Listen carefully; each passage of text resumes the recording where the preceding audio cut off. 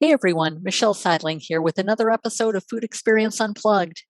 Today we'll explore healthy eating for the brain and making healthy behavior shifts for success in your life and work.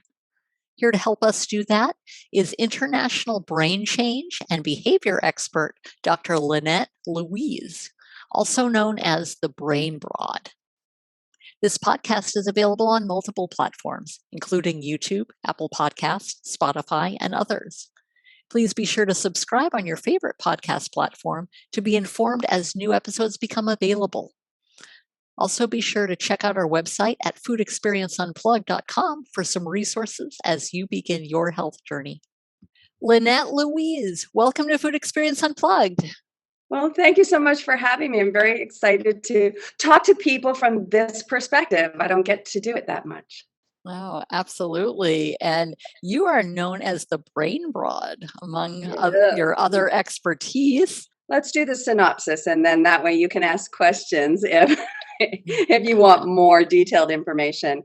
So I was a child of an angry mom, and it created a lot of psychological challenges, but it also created motivation. So I was very motivated to enter the world and save children and also to be an actress. So I'm going to be an actress and save children, right?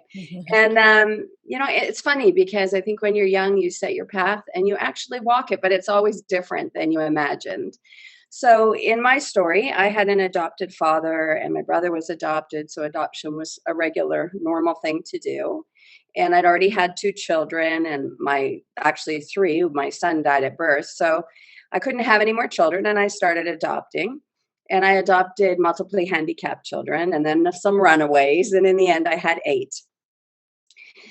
At that time, they didn't really know what to do with these children. And there wasn't a lot of good places or information. I read every book I could. I tried the things they were telling me to do. They, as in behaviorists and doctors and therapists.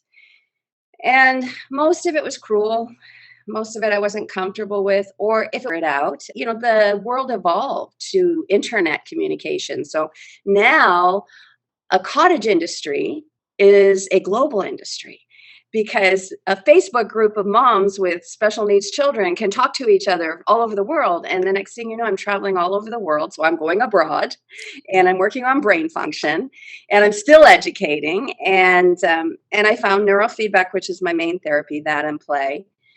And just sort of accumulated a breadth of knowledge that comes from having been a 24/7 helper of children who were multiply handicapped to all over the world, all the different cultures, all the different diets, all the different approaches. And after a while, I started to see what worked no matter what. Like, what was the common denominator? What worked everywhere, despite your religion, despite your culture, despite your diet.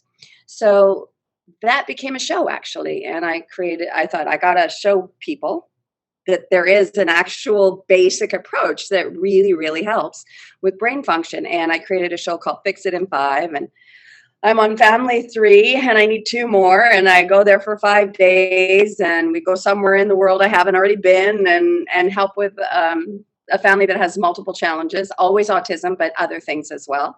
And that's on the Autism channel. It's on YouTube. It's on Vimeo. And if you want to know how it's done, you can watch. And that's me. Go ahead. Ask questions. Oh, wonderful. Now, do you still have children in the home? Or are they? I still have one. Gone? One. Okay. The one boy that lives with me, probably always was the most challenged. All the rest are independent, successful, doing great, all in their own ways. None of them are in a program. They're all doing their own thing and doing well and, certified in welding, a helicopter mechanic, a guy who mows lawns and helps the hairdressing shop. Like, they're all very different. Producers, like, everyone's different. But I do have one boy that to the best of my knowledge, because the one thing you never really know is what really happened to the kids before you adopt them. But to the best, he's very, very, very challenged. He's much better, but I don't see him as someone who will end up independent. Okay. Everyone else is, though. Okay. Wonderful. Now, how was that in terms of eating? We'll get more into the brain part in a minute, but in terms of just eating, food prep, planning, how was that navigating, probably a varied, different diets depending on the person or different eating schedules and so forth? Okay, so with my kids, remember they didn't know anything back then. We're talking about the early 80s, like 82, I started this. Okay. So there wasn't a lot of understanding of the importance of special diets for the brain. And I stumbled across a friend of mine had decided she was going to be macrobiotic, and she handed me this book this thick.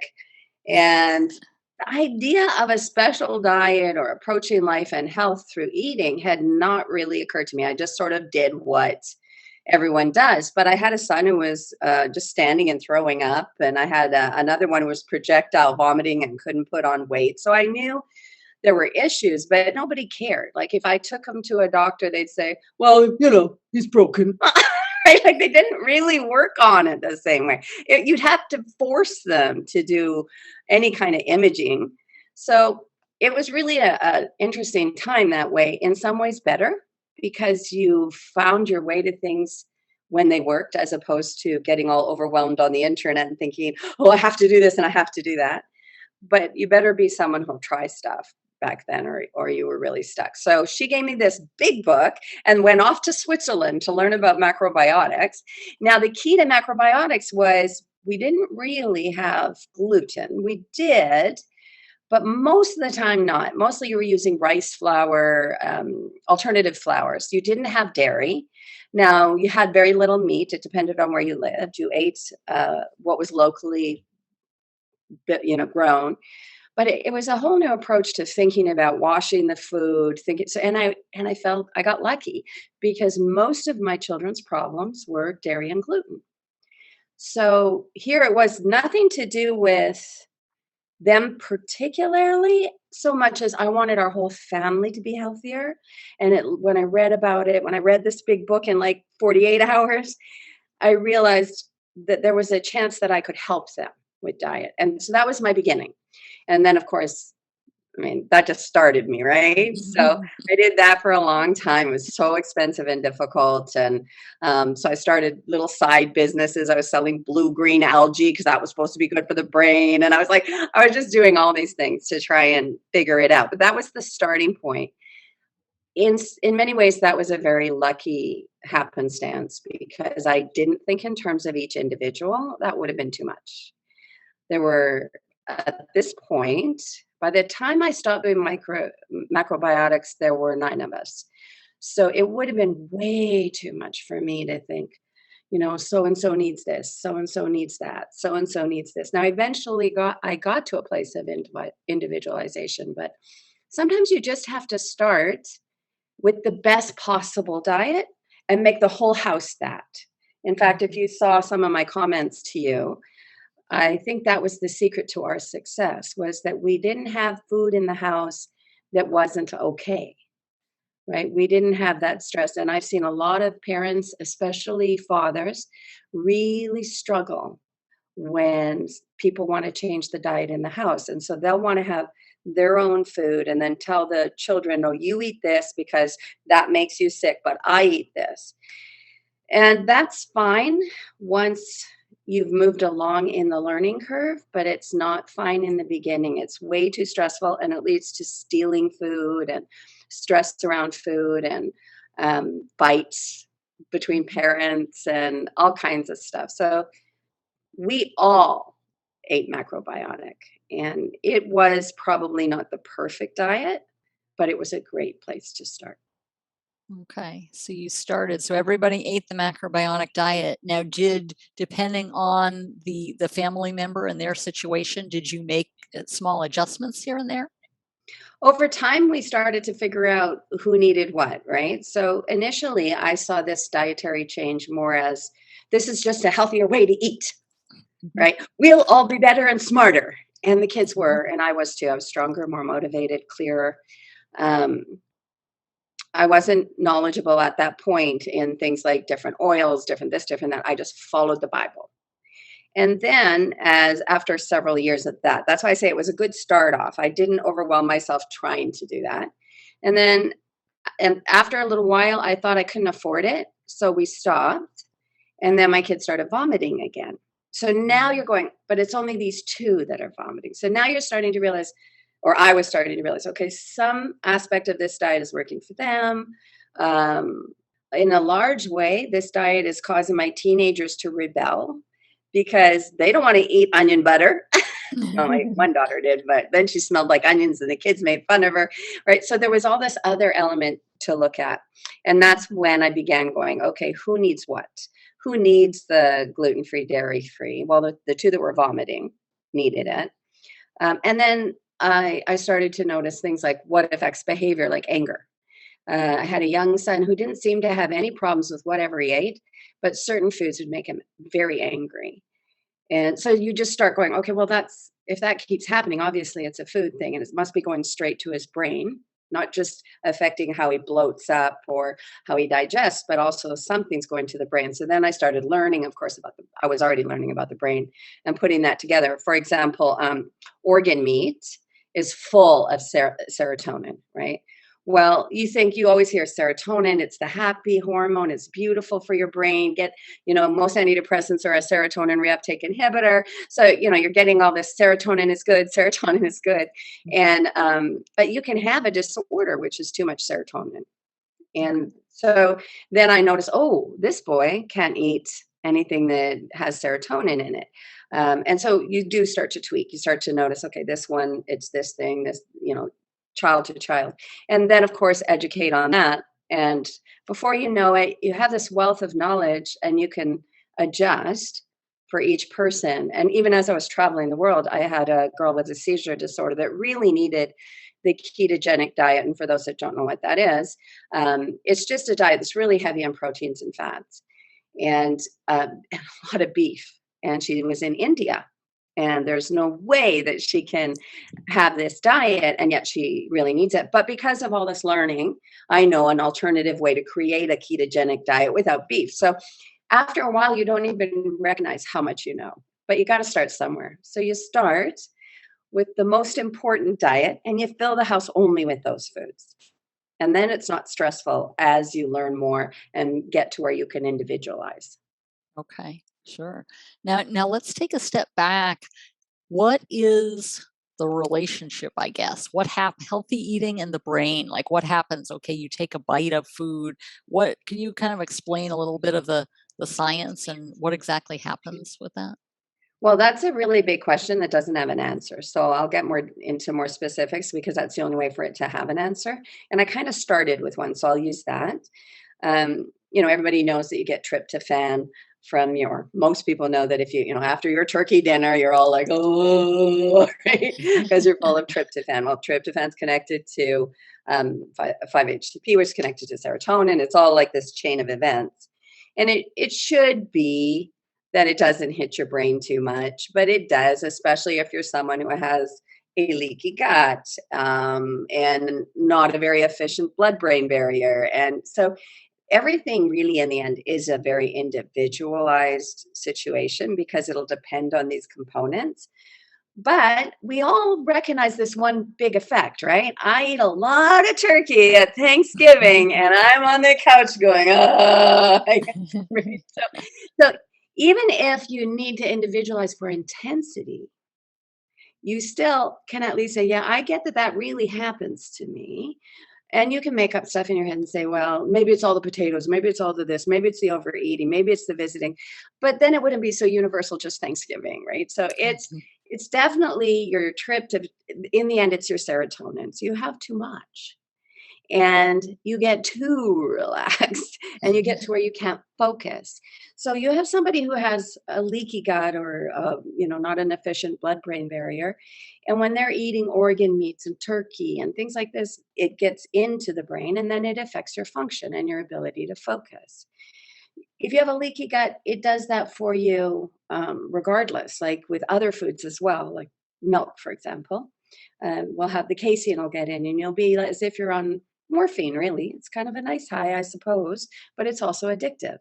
So then you have somebody who needs milk, needs dairy, because every time they have it, they feel calm and kind of, but they're not able to bring their thoughts to clarity.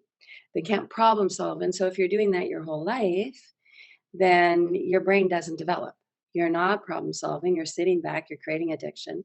So food and the brain is a very it's a big question. Like I can't just say, "Oh, if you eat blueberries, you're going to be smart." That's just not true, right? That's just not Okay. true.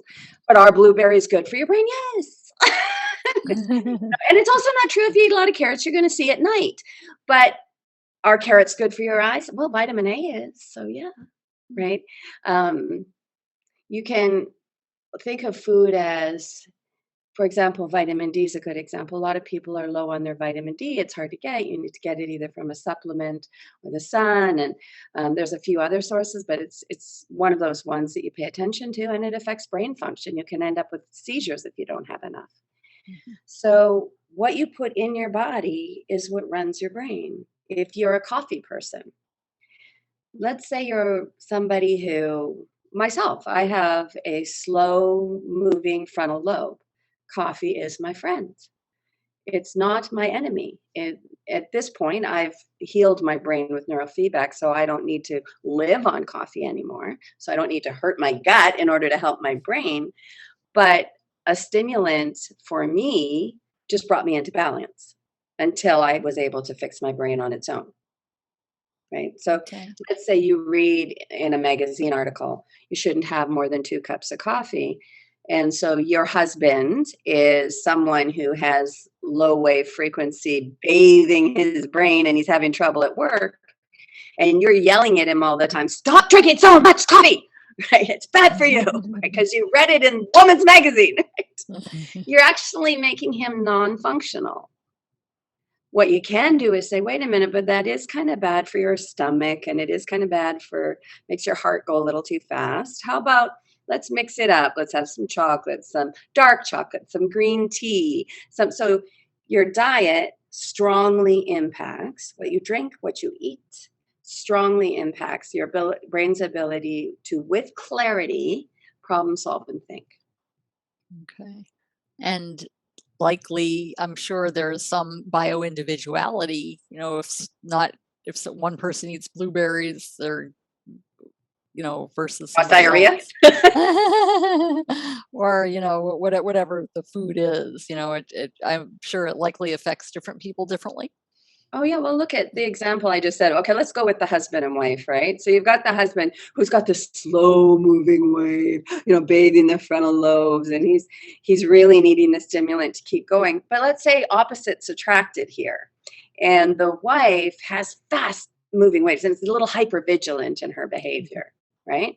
So, because how your brain behaves is how you behave. So now you've got a guy who has to use anger and control to keep his brain alert or stay working all the time or have a stimulant.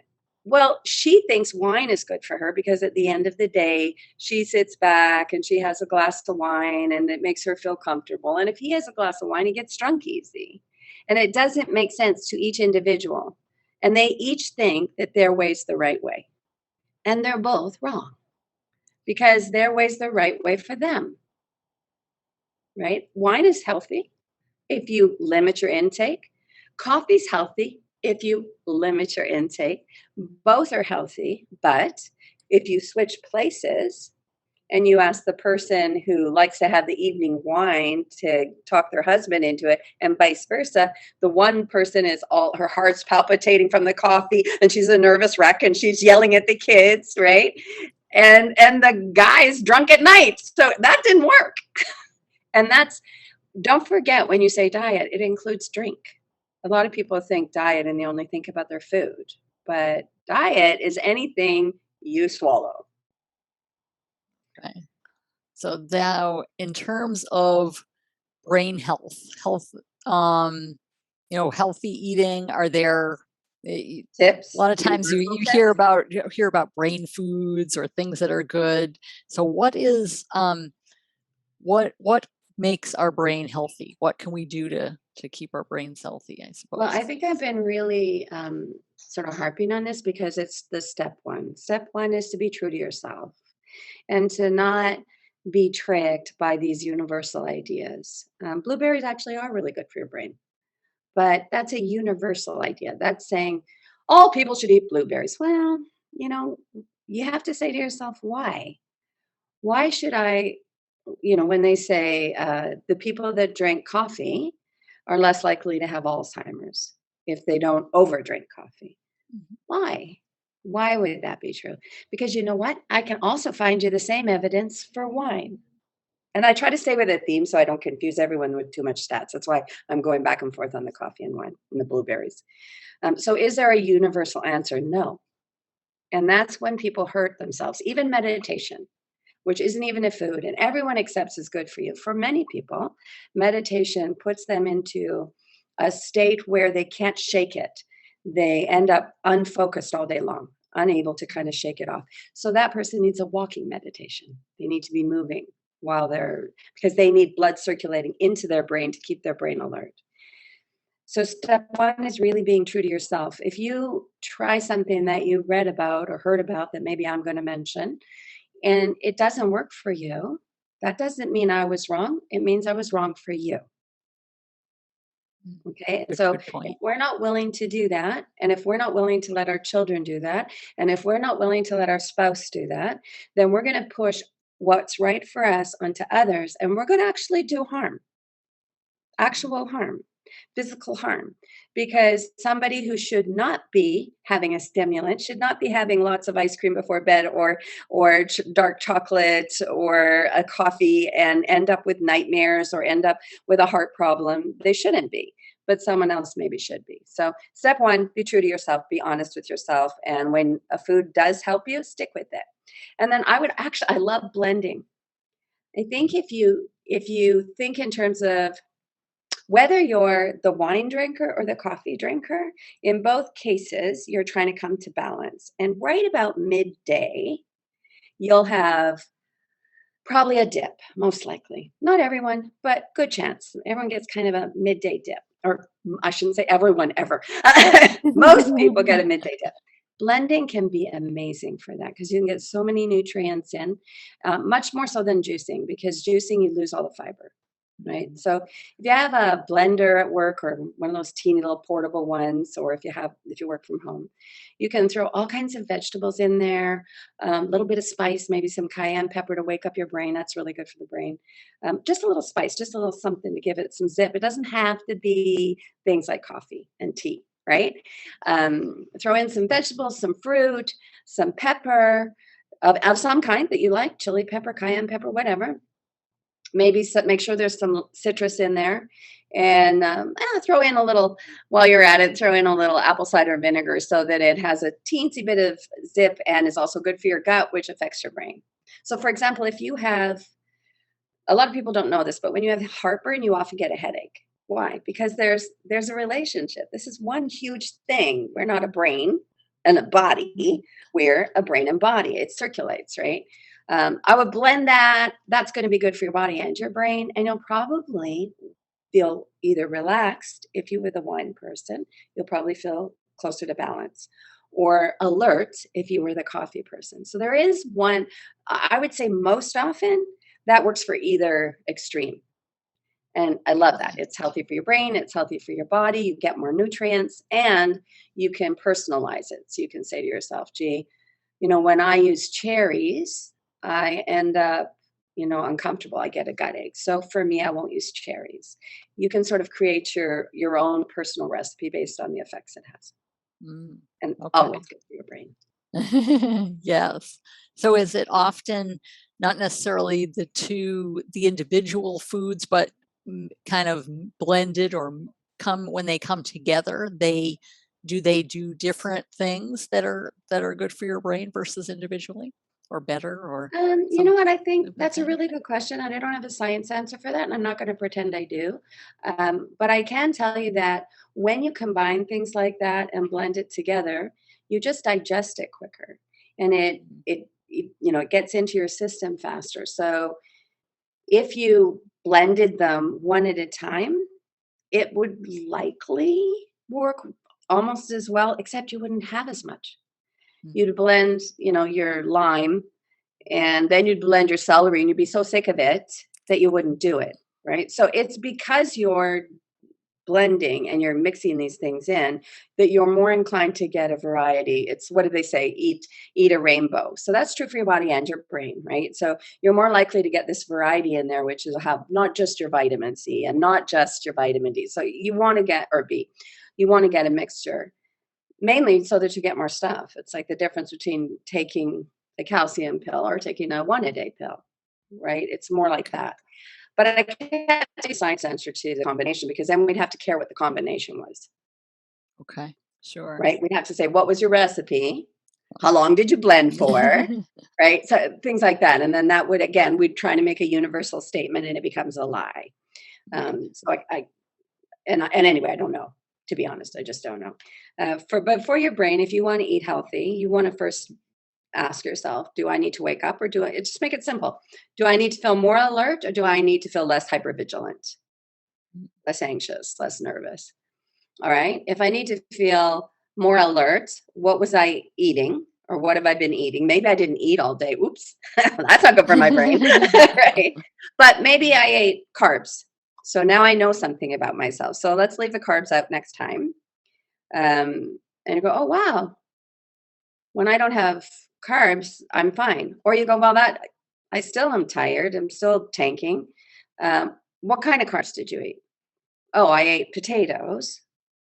Okay, then it's just carbs. But if it's, oh, I ate bread, maybe you have a problem with gluten. And gluten is something that makes people have difficulty focusing. And it does have a lot of problems between the gut and the brain. So now you're narrowing it down. A lot of people don't want to work that hard. So I just say, well, if you feel good in the mornings, do a blended drink in the afternoons. It's basically fruit and vegetables and a little bit of some kind of pepper. You'll probably be fine till evening. And most people, that's a great solution. And they don't have to investigate every little thing unless they have real health issues. And I, honestly do use blueberries a lot, to be honest. And blackberries and all the berries are very good. Sure. Now, are there some people who, are just kind of, they're not real jittery, they're not falling asleep, they're just kind of middle of the road? And then, what do you do then? Is it just keep doing whatever you're doing, or what is that? Where does that play in, I guess? I ask what they're trying to attain, right? So if you're already someone who's pretty balanced, you're not somebody who deals with a lot of anxiety or heaviness, you're not overeating, you're not undereating, you're just kind of a balanced person, well, pat yourself on the back and really appreciate your own good fortune first, right?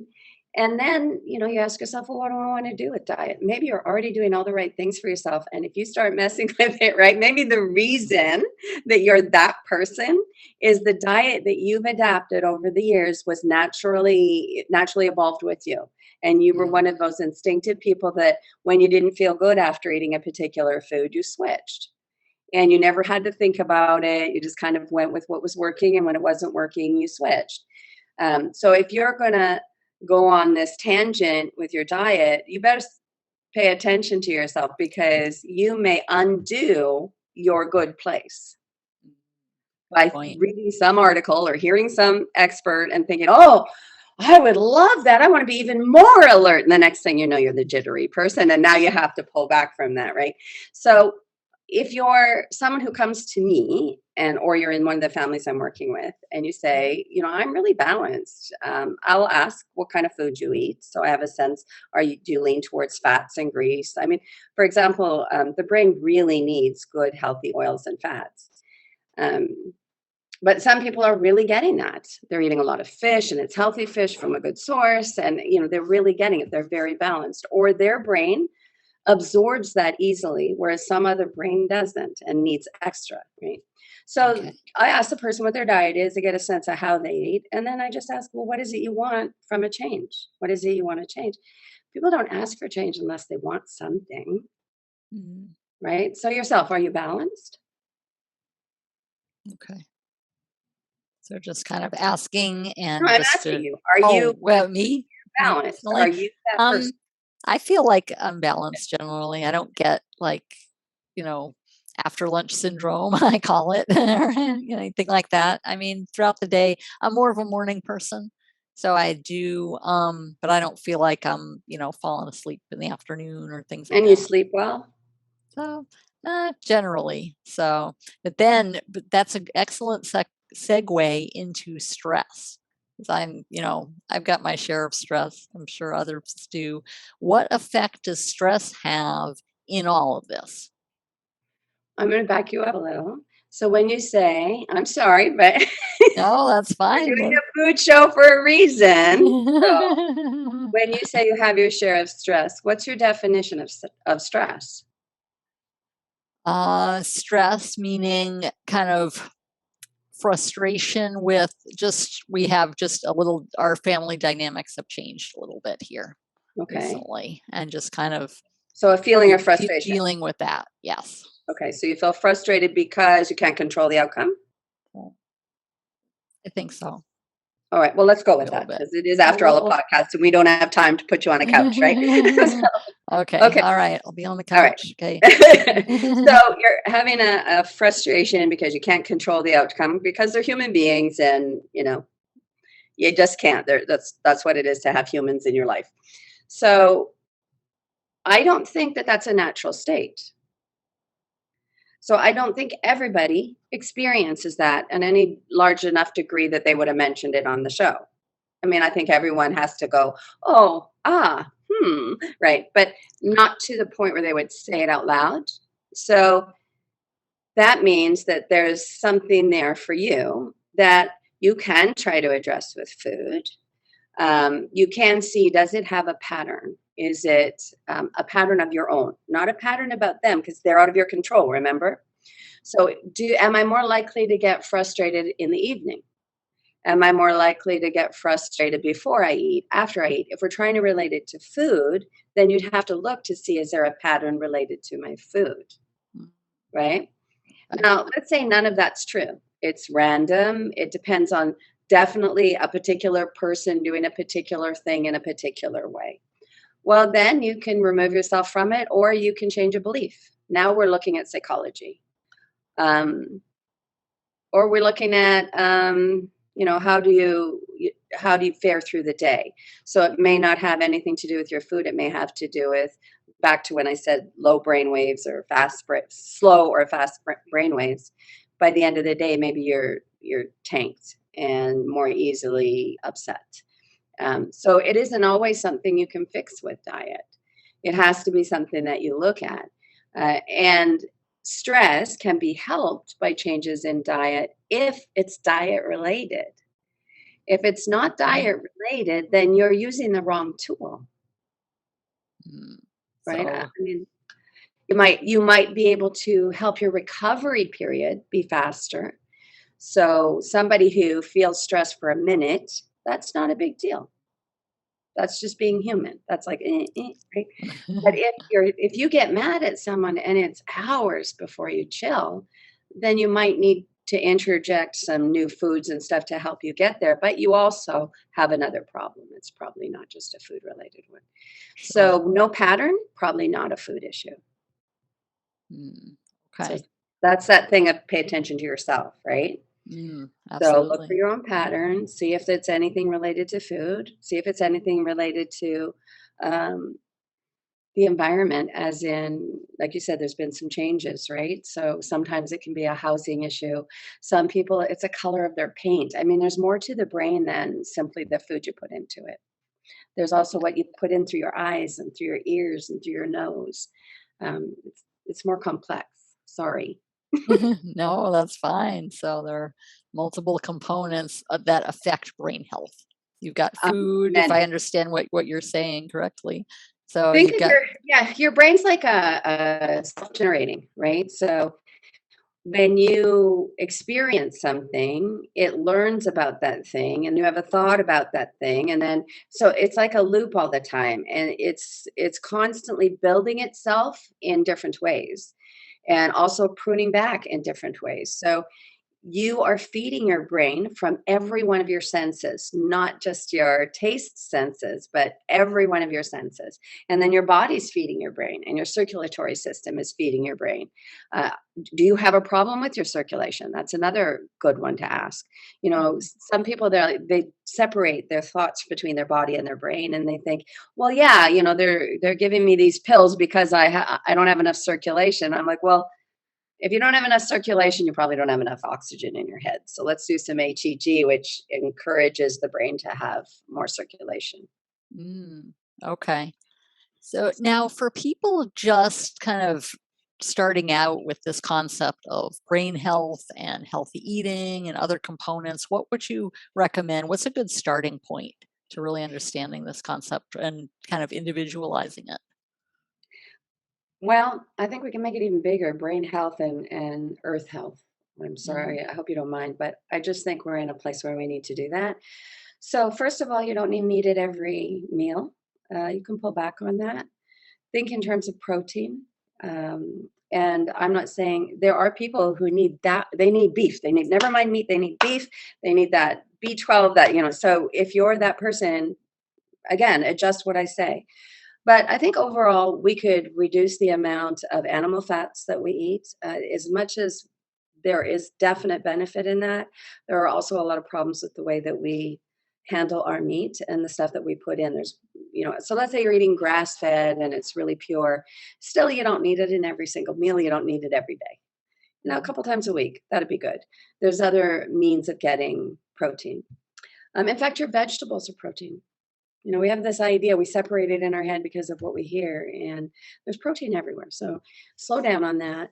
Um, I've mentioned gluten and dairy in part because it's a personal experience in the Mhm. story and with the kids that have autism, especially.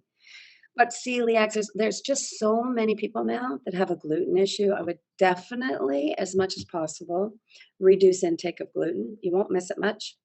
Mhm. And it's probably doing more harm than good. So I would do that. And then eat a rainbow. I love that. I love that they say that with the kids, make sure you get all your colors in your fruits and vegetables. Don't just be the person who only eats greens or the person who only eats tomatoes or right. Eat a rainbow. Make sure you're getting all those beautiful colors and Sure. stop eating packaged food. Okay. It's not new information here. It's the same information you hear everywhere because it's right. That was the point when I went traveling the world and ended up building a show. It was because, look, guys, there's stuff that just works every single place, That is regardless. amazing. I love that. Okay. Yes, So you absolutely. individualize, but you do the basics the same, right? So if you're the person that absolutely needs beef, ignore that piece. Right. But Sure. but really, eat a rainbow. Don't buy packaged food. It's poison. When you go out to eat and you eat fast food, really, really, really limit that so that it is a treat. I'm not telling you Absolutely. not to have fun, right? And then Yes. be true to your state. If you're and stop worrying and trying to become someone you're not. That's that stress thing you asked about. The worst Okay. thing you can do, I think, is stress yourself because you're not fitting into the norm of what you just read about. So you just read something that says you shouldn't have coffee. And so now you're all stressed out because you're trying not to drink coffee and you're screaming and yelling at everyone and now you feel bad for who you are and you just you're sneaking it and like all of that. It's not worth it. Reduce your coffee intake maybe, but don't make yourself crazy. Don't try to be someone you're not. Sure. Now, Lynette, how can people get in contact with you? I'm kind of everywhere on the internet. So if you put the brain broad into a search engine, I think I'm the only one still. So you're probably okay. You'll find me. LynetteLouise.com is one of my websites. The other one is brainbody.net. It's not brain and body, just brainbody.net. I'm on Facebook. I'm on Twitter. I'm on Instagram. I don't do TikTok yet, ever probably. I'm on LinkedIn. So I'm pretty findable. It's pretty easy. Okay, fabulous. Well, Lynette, we will include all of that information in the show notes. And it has been amazing and a pleasure having you on the show, really understanding our brain and so many different factors and just feeding our brain individually and what works for us. So thank you so much for being here You're today. welcome.